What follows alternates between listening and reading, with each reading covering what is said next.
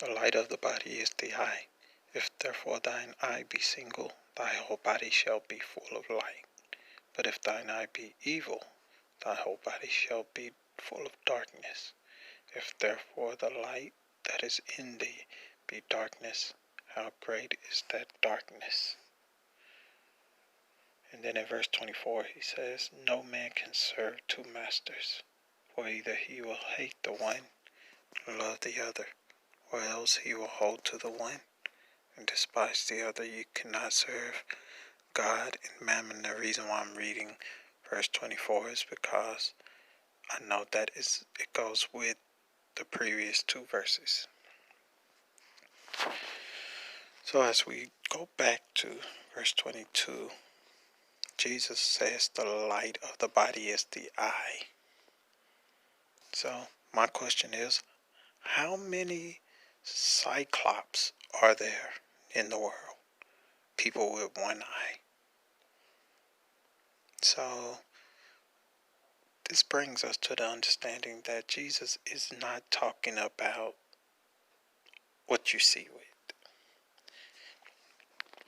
Jesus is talking about the heart.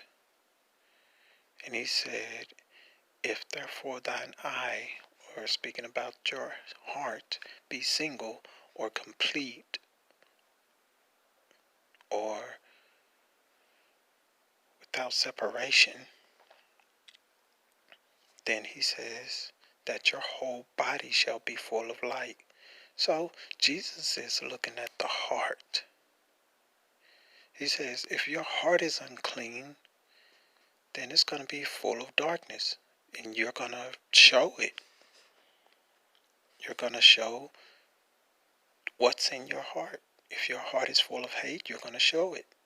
If your heart is full of love, you're going to show it. That's what in verse 23 he's talking about the hate. In verse 22 he talked about the love, the good side. He said, if your eye be single, then your whole body shall be full of light. Then in verse 23 he says, but if thine eye be evil, thy whole body shall be full of darkness.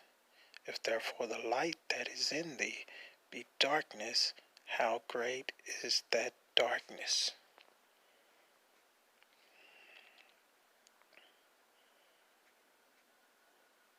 And then Jesus goes on to explain that no man can serve two masters. Many people may think they can hide things, but they can't. That's the reason why Jesus mentioned the previous two previous scriptures. And he said no man can serve two masters, for either he will hate the one and love the other, or else he will hold to the one and despise the other. You cannot serve God and mammon. It's up to us to make a choice. We have to have a pure heart before God. Jesus realizes all these things. He sees the intentions of our hearts. He knows whether or not we have good intentions with the actions that we do. And then he knows the deception that is in our hearts when we do things outwardly to be seen, but yet inside we really don't want to do it. So it's best for us to be single-minded, focused, and complete in God, knowing that he knows us already. He sees these things. And all we have to do is be truthful towards him and do what he wants us to do.